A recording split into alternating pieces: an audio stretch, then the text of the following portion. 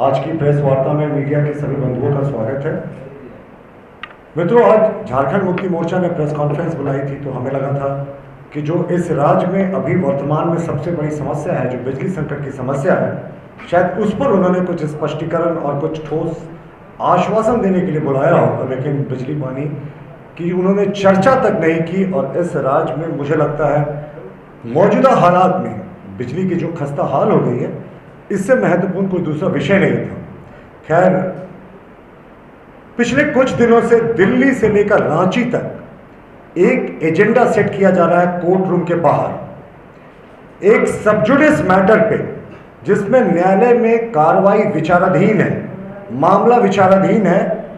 एक सोची समझी साजिश के तहत एक पब्लिक ओपिनियन बनाने की कोशिश की जा रही है कोर्ट रूम के बाहर। वो दिल्ली के गलियारों में बात करें या रांची के कॉरिडोर्स में। दिल्ली में एक्स सुप्रीम कोर्ट के जस्टिस ए.के. गांगुली एक सबजुडिस मैटर पे, जो फिलहाल हाई कोर्ट में चल रहा है, जिसपे 2 अपीयरेंसेस हो चुके हैं, जिसमें सरकार, मुख्यमंत्री जी भी जवाब दे चुके हैं और जो याचिकाकर्ता हैं उनके दौर से 2 अपीयरेंसेस हो चुके हैं।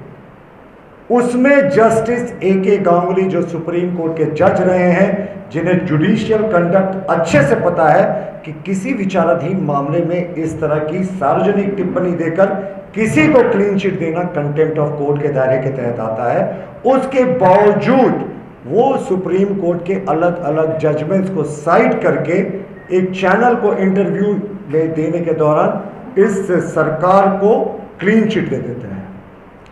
आज जिन मामलों का उल्लेख जस्टिस ए.के. गांगुली ने किया था, आज उन्हीं मामलों को लेकर इत्तेफाक देखिए same ditto press conference Jharkhand Mukti Morcha के द्वारा की जाती है, जिसमें सरकार के माइनिंग लीज के मुद्दे पे बचाव में वो सारी बातें कही जाती हैं जो जस्टिस ए.के. गांगुली एक दिन पहले दिल्ली के कॉरिडोर्स में कह चुके हैं।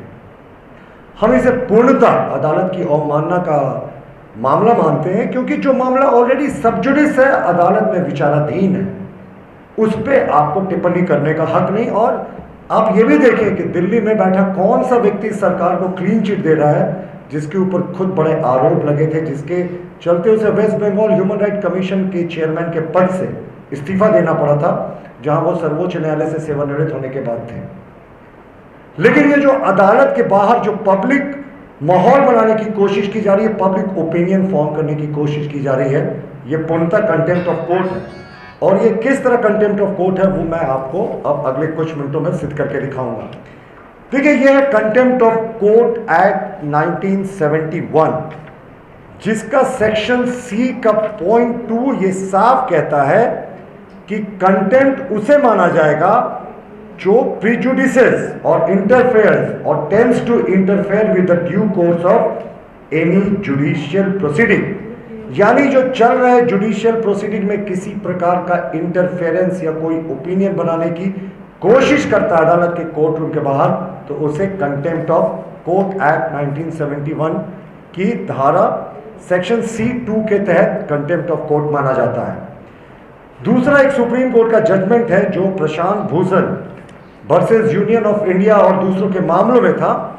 इसमें सर्वोच्च न्यायालय ने स्पष्ट रूप से कहा था कि आप अगर सबजुडिस मामलों में अदालत के बाहर कोई बयान दे रहे हैं तो ये कंटेम्प्ट ऑफ कोर्ट होगा। आप कोर्ट को इन्फ्लुएंस करने की कोशिश कर रहे हैं, जो कि बिल्कुल गलत है। सुप्रीम कोर्ट ने साफ कहा था इस जजमेंट में, releasing such statement to press in advance is an act of impropriety and has the effect of interfering with the judicial process and the fair decision making and is clearly an attempt to coerce the decision of the court by influence of newspaper and media। इन्होंने साफ कहा था कि अगर आप court के decision को प्रभावित करने की कोशिश कर रहे हैं, बाहर में public statement, public press conferences या इस तरीके की माहौल को बनाकर, तो आप कोर्ट के जो कार्रवाई है उसमें इंटरफेयर कर रहे हैं और ये कोर्ट की अवमानना के दायरे में आएगा। और ये सुओ मोटो कॉग्निजेंस इन्होंने लिया था। तो हम मानते हैं कि कल जस्टिस ए.के. गांगुली ने जो कहा, आज जो झारखंड मुक्ति मोर्चा के प्रेस कॉन्फ्रेंस में कहा गया उनके नेताओं के द्वारा, ये कंटेम्प्ट ऑफ कोर्ट एक्ट 1971 के तहत एक कॉग्निजेबल, एक पनिशेबल ऑफेंस है। कोर्ट के बाहर किसी एजेंडा को सेट करने का किसी को अधिकार नहीं है। और जिस सुनियोजित तरीके से ये दिल्ली से रांची तक एजेंडा को सेट करके कोर्ट को प्रभावित करने की कोशिश कर रहे हैं। ये निंदनीय है और सुप्रीम कोर्ट का एक सेट जजमेंट है कि ignorance of law is no excuse. अगर आपको कहते हैं कि आपको पता ही नहीं था, ऐसा करने से कंटेम्प्ट होगा, तो ये कोई एक्सक्यूज नहीं होता सर्वोच्च न्यायालय के दिशा निर्देश के दिशा के आलोक में। लेकिन जिस तरीके का एजेंडा सेट किया जा रहा है झारखंड मुक्ति मोर्चा के द्वारा अदालत को प्रभावित करने के लिए, हम इसे दुर्भाग्यपूर्ण मानते हैं। भाई डेमोक्रेसी, जुडिशरी एक स्ट्रॉन्ग पिलर है डेमोक्रेसी का। इसको आप कोर्ट रूम के बाहर कैसे कोई बयान देकर, कैसे कोई कोर्ट में आप जजमेंट पे जा रहे हैं, सुप्रीम कोर्ट के जजमेंट्स को साइड करके कह रहे हैं कि सरकार को अस्थिर करने की बात इसमें कहां से आ गई। हमने आपको जुडिशरी के जो न्यायिक प्रक्रिया चल रही है जो हाईकोर्ट के अंदर, जिसमें मुख्यमंत्री जी पर खान पट्टे लेकर अपने आप को उपकृत करने का इन्होंने अभी आरोप लगा है, उसकी कार्रवाई सब जुडिस है, अदालत में विचाराधीन है।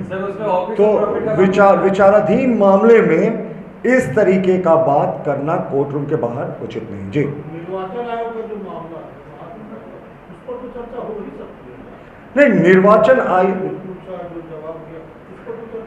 नहीं, इलेक्शन कमीशन ऑफ इंडिया भी एक कॉन्स्टिट्यूशनल बॉडी है। जिस दिन वो इनसे जवाब मांगे तो इस पर चर्चा हो सकती है, जरूर हो सकती है, लेकिन अदालत में भी ये मामला विचाराधीन है, ये हमें नहीं भूलना चाहिए। और अगर आप सुप्रीम कोर्ट के जजमेंट्स को साइड करके, और ये सुप्रीम कोर्ट के आप सेलेक्टिव जजमेंट्स को साइड करके दिखा रहे हैं, मैं भी 5 जजमेंट साइड कर सकता हूं जहां सुप्रीम कोर्ट का कोई दूसरा व्यू है, तो ये एजेंडा सेट करने की कोशिश की जा रही है सब जुडिस मैटर में।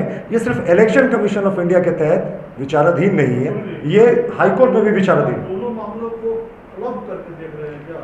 ये क्लब करने की नहीं, मैं क्लब नहीं कर रहा हूं, लेकिन हाईकोर्ट में जो मामला विचाराधीन है उस पर अगर ये सार्वजनिक रूप से इस तरीके की टिप्पणी करके क्लीन चिट दे रहे हैं, क्योंकि हाईकोर्ट में भी यही आरोप लगा है कि मुख्यमंत्री जी ने खुद को उपकृत किया, और अगर ये बाहर निकलकर ये दिखाने की कोशिश कर रहे हैं कि किस तरीके से हमने उपकृत नहीं किया, ये कानून के दायरे में नहीं आता, जो इन्हें कोर्ट रूम के अंदर कहना चाहिए था वो बाहर ये कह रहे हैं, तो ये गैर संवैधानिक और कोर्ट का अवमानना के दायरे में आता है।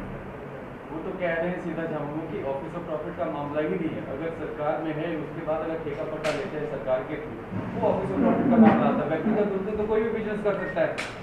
देखिए क्या है, हम लोग झारखंड मुक्ति मोर्चा के कल्चर से नहीं चलते। फिलहाल ये मामला उच्च न्यायालय में लंबित है। लंबित मामलों में टिप्पणी करने की इस तरीके से कोर्ट ये जजमेंट के आधार पे क्या निर्णय आएगा, उसके मेरिट और डिमेरिट के आधार पे करने की हमारी परंपरा नहीं रही। निर्वाचन आयोग को इनसे अपना पक्ष जानने के लिए कहना चाहिए नहीं, ये इलेक्शन कमीशन ऑफ इंडिया का कॉल है। इलेक्शन कमीशन ऑफ इंडिया की क्या चिट्ठी है, किसी ने अभी तक उसे सार्वजनिक रूप से देखा भी नहीं। उन्होंने राज्य सरकार के मुख्य सचिव से जवाब मांगा, उसके बाद इलेक्शन कमीशन एक कॉन्स्टिट्यूशनल बॉडी है, वो क्या कदम उठाएगी ये हम कैसे प्रेडिक्ट कर सकते हैं। लेकिन हमारा मूल विरोध है कि जो मामला, जो एग्जैक्ट मामला हाईकोर्ट में लंबित है कि ये लेकर कि माननीय मुख्यमंत्री जी ने खुद को उपकृत किया, आज इन्होंने ये भी शायद प्रेस कॉन्फ्रेंस में कहा कि मुख्यमंत्री जी को जानकारी नहीं थी, नीचे से कर दिया गया। तो ये बात तो खैर आपको भी पता है कि गलत है, क्योंकि मुख्यमंत्री जी ने सितंबर 2021 में ही पत्र लिखकर स्टेट इन्वायरमेंटल असेसमेंट कमेटी से परमिशन मांगा था माइनिंग लीज का। तो ये बात, ये पत्र तो सार्वजनिक डोमेन में भी है, इसे मुझे बताने की जरूरत भी नहीं, लेकिन चूंकि झारखंड मुक्ति मोर्चा के नेताओं ने कहा था कि नीचे से ये लीज हो गया, मुख्यमंत्री को जानकारी नहीं थी, उन्होंने तो बजाबता परमिशन लिया। और स्टेट इन्वायरमेंटल असेसमेंट कमेटी ने जो अपनी मीटिंग्स थी उसके मिनट्स में इस बात का जिक्र किया है कि हेमंत सोरेन जी के द्वारा जो खनन पट्टे का आवेदन आया है उसे इन शर्तों के साथ हम मंजूरी दे रहे हैं। जजमेंट्स को साइड करके कह रहे हैं कि कैसे जो माइनिंग लीज का मामला है उसमें कोई गड़बड़ी नहीं हुई। भाई अगर आपको लगता है गड़बड़ी नहीं हुई तो अपना पक्ष कोर्ट रूम में रखें। ये कोर्ट रूम के बाहर कल जस्टिस गांगुली कहते हैं, आज झारखंड मुक्ति मोर्चा कहती है, तो जाहिर तौर पर आप जुडिशरी के प्रोसेस से इंटरफेयर कर रहे हैं, कंटेम्प्ट ऑफ कोर्ट कर रहे हैं, और हम इसे डेमोक्रेसी के लिए शुभ संकेत नहीं मानते। जी।